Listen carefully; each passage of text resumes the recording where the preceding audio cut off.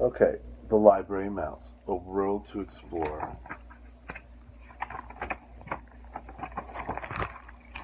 Okay, you ready? Sam was a library mouse. He lived in a little hole in a wall behind the children's reference books. Every night, he went looking for adventure between the covers of books. One evening, Sam went for a stroll. He smiled to see the class projects children had made to place atop the library shelves. A poster on the wall read, "Discover our great big world." "It is a great big world," Sam said, "and I love to read all about it." Then he sighed, gazing at the books on the very top shelves, which were just a little too high for him to climb. Suddenly, Sam saw something out of the corner of his eye. Swoosh! Another mouse landed gracefully on the floor right in front of him. "Whoa!" she said. "This is some ride. Good thing I have my parachute." She stuck out her paw and smiled. "Hi, my name is Sarah. What's yours?" "Ha ha, I'm Sam. I live here." "I live here too," Sarah said, on the other side of the library. "I was exploring, and that's when I discovered that playground." "Playground?" said Sam. "Up high on the shelves. You can almost see the whole world. I just went on that giant slide. I don't know, I was going so fast, I was afraid I was going to fall so far." "You climbed all the way up there?" Sam asked. He had never dared to go way up there. "Sure," Sarah said. "I'm an explorer." "And all explorers climb." Sam shook his head. "Well, that's not a slide. You just went down the side of a pyramid." "A what?"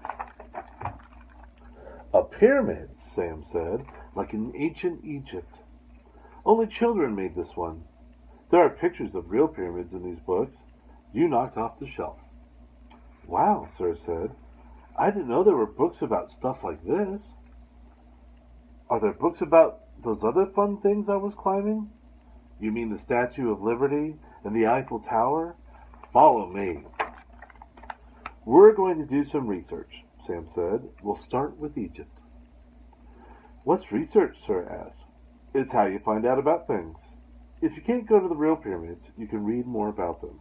Right over here." Sam and Sarah pored over dozens of books, and Sarah oohed and awed at the pictures. She gazed up at the tall shelves and said, "Research is fun. Let's climb up high and see what books are up there." "Not tonight," Sam said, looking warily at the tall shelves. "Maybe we could play down here." "Then let's pretend we're pharaohs in ancient Egypt," Sarah replied. "We could use these books for research and on how to dress up." It was nearly daylight when Sam returned home. He picked up his pencil to write about what had happened. He had never met anyone like Sarah before. The next night, Sarah said, "There's a jeep up there that's just our size. Sam, come on. We can pretend we're exploring to drive to the top of the tallest mountain." I don't think you can drive to the top of the tallest mountain in a jeep," Sam said. "Besides, we can pretend from down here." "You're not afraid, are you?" Sarah asked. "Oh, of course not," Sam said in a squeaky voice. Sarah saw that Sam was nervous. "We could always do a little research first," she said. "Good idea," said Sam. While looking at a book about mountain climbers, Sarah found another idea. "I'll be right back," she said, and she returned with some string and a paperclip. "I'll hook up one end of the string up to the top," she said. "Then I'll drop the other end down for you to tie around your waist. That way you won't have to worry about falling." "I'm not worried," Sam said as she started to climb. But it was his turn, and he remembered he had read that when climbing he should not look down. So he didn't. At the top of the shelf, Sam breathed a sigh of relief. It hadn't been as scary as he had thought it would be, and he and Sarah played and played until dawn. Back on the ground, Sarah said, "You know, I bet we could explore even more of the world if we rode on that airplane over there." Sam looked up at the display. The librarian had hung above the tallest shelves. "It doesn't really fly," he said, and we couldn't reach it anyway. I know it can't fly, Sarah said, but I think of how much of the world we could see from up there. We could climb to the top of the bookshelf, then jump over to the plane. It'll be easy.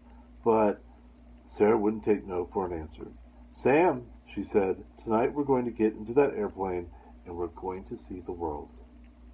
Throughout the day, Sam was so nervous he could hardly sleep or read. He didn't want to let Sarah or himself down, but he didn't want to get into that airplane either. That night, Sarah led Sam to the top of the bookshelf, and the airplane looked very far away. We're explorers and good jumpers, too. We can do it, Sarah said. Sam clenched his teeth and crept to the edge. Follow me, Sarah said, and then jumped. Sam jumped, too, and climbed into the seat behind Sarah. We're off to see the world, she cried. But just at that moment, the string that held up the airplane broke. Woo-hoo! Sarah hollered. Ah! Sam screamed.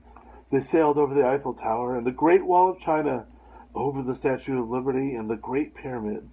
They sailed past volcanoes and mountaintops, past coral reefs and desert, between dark rows of bookshelves, and right out the door of the children's room. The airplane bumped to a stop in the dark hallway. Sam leaped out of his seat. He didn't stop running until he was back in his little hole in the wall. Sam, Sarah cried, come back. Explorers don't run from danger. Sam hid behind his bed and wouldn't come out. But later, when his heart stopped pounding, he went to his writing desk, picked up his pencil, and got to work on a new project. Readers and writers are explorers, too, Sam said. Wow, Sarah said the next evening when she saw Sam's book. Sam and Sarah see the world. We're both a couple of explorers. And we never even had to leave the library, said Sam. We don't have to leave the library, Sarah said with a twinkle in her eye. But just think of the books you could write if you really got to see the world. What do you say? You take a little research trip? As they strolled through the library, Sam didn't know what to say. He had never met a mouse like Sarah.